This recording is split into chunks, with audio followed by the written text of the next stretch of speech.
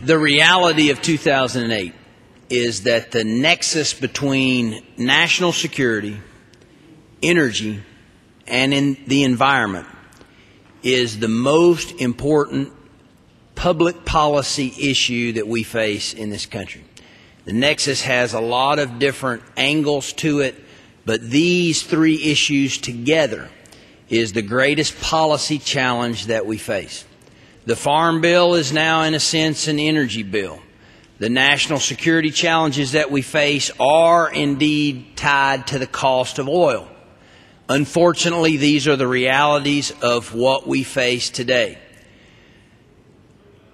Tomorrow in Oak Ridge, Tennessee, at the Oak Ridge National Laboratory, which is one of the lead laboratories in our country on alternative fuels, biofuels, research, mostly looking at cellulosic ethanol research and how to best bring that about.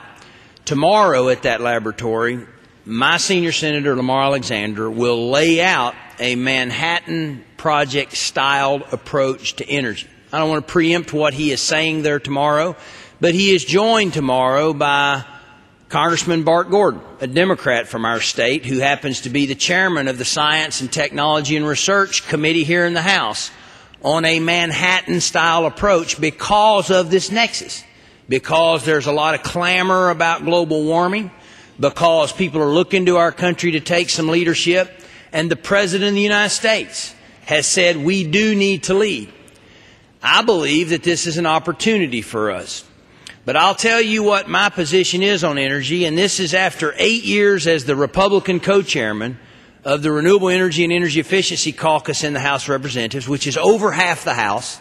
It's about 60% Democratic members, 40% Republican members. I've chaired it for 8 years with Mark Udall. I'm the chairman of that, but my position on energy is an all-of-the-above position.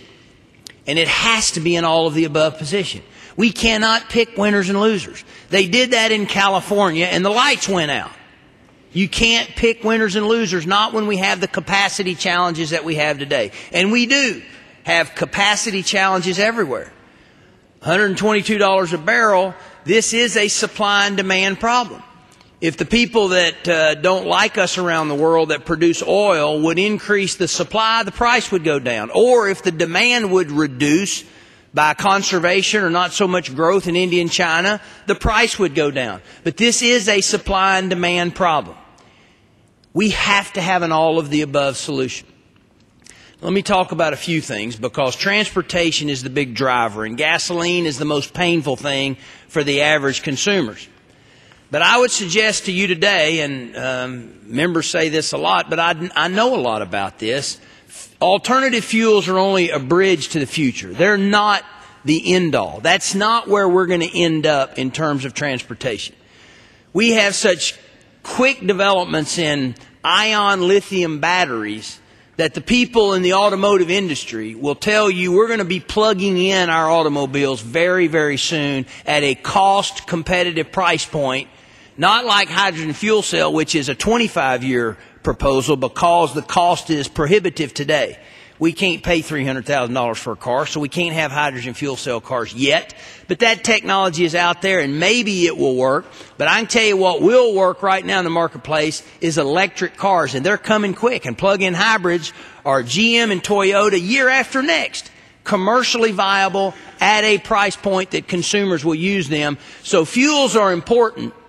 But technology is going to develop, and transportation is 2/3 of our oil consumption, and we've got to move quickly there because this is very, very painful. But here's the technology opportunity for the United States of America, and I call this the InTech agenda. How did the budget get balanced for 4 years here? I was here. I think Shimkus was here. 4 years ago, Lee Terry was here. For 4 years in a row, it got balanced, not by cutting spending. We did slow the growth of spending below inflation for 4 years, which was very admirable because that hadn't been done in 40 years. But what we did do is we had such a robust export-driven U.S. economy that revenues surpassed expenses. That's how the budget got balanced. Now, what drove the revenues up? Well, guess what? We led in an area of the economy, and it boomed with our leadership, called the information world. Bill Gates and people like him so led the world that if you wanted the best in software and computers for a long period of time, they were from this country. I grew up when you didn't want to drive an American-made car. You didn't want to have an American-made television. For a while, it had to be Japanese. Cars had to be German. You know, things changed. We led in the information world, and revenue surpassed expenses. Guess what can happen early in the 21st century if we'll get off our tails? We can lead in energy technologies. We can solve the world's problems by being proactive and not even be in retreat on climate change. I don't want to argue about how much man contributes to climate change because, frankly, the science is not clear on that. But it's an opportunity for us because if we provide these technology solutions to the world, the budget will get balanced again with a robust, manufacturer-driven U.S. economy, part of an all of the above. We should provide the nuclear solutions to the world and not be afraid of it. Because, like the speaker said, in France and Great Britain and the Netherlands and other countries, nuclear is very much a part of their portfolio because they have a balanced portfolio, because they know they need to do these things in order to reduce their emissions. And while we're going to debate next year vigorously this issue of global warming, anybody in this place that says they're for cleaning up the air globally and making progress on zero emissions and carbon sequestration and reducing the carbon footprint and counting carbon, and they're not for nuclear, they're kidding themselves. Because it's got to be a part of the portfolio given the capacity demands of today and tomorrow. And if we're going to plug our cars in, capacity has to increase on energy. It's an all-of-the-above strategy.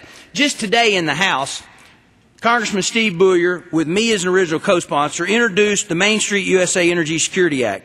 It opens the Outer Continental Shelf to responsible energy production. It allows energy development within the Arctic National Wildlife Refuge. It streamlines the refinery permitting process, assisting new refineries to be built in the United States for the first time in 30 years. It supports the development of coal-to-liquid plants. It supports the building of more nuclear plants. It provides a 3-year production tax credit extension for wind, biomass, geothermal, many of the renewable investments. It invests in research and development programs for the energy needs of tomorrow. And you say, well, what are you doing introducing that today?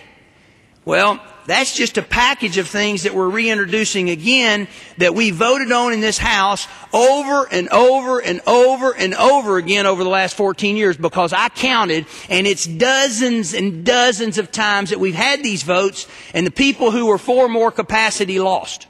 On the floor of this House, the floor of the Senate, we lost. Bill Clinton vetoed the bill to open up oil production in Alaska, and I'm not picking on him. Maybe that's what people wanted then, but they sure don't now. Why are we not conforming? Why are we not acting? Why are we not responding? Why is our head buried in the sand?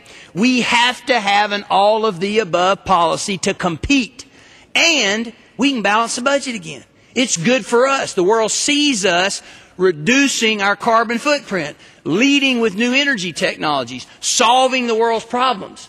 We sat on the couch from 73 to 08. Since the oil embargoes of 1973, we sat on the couch as Americans and didn't make the changes we need to make, and now we're in a mess. $122 a barrel mess. But we sat on the couch. Guess what happens when you sit on the couch and you don't exercise and you don't get ready? That's where we are. We've got to change. You cannot vote against energy capacity in any segment of our economy or energy production without ending up either the lights go out or the price is too high, access is not there, and people are hurting. And that's where we are today. It's an all-of-the-above strategy. Now, let me close on this note. I'm a conservative, and conservation is a good thing. And people can begin to reduce demand by conserving.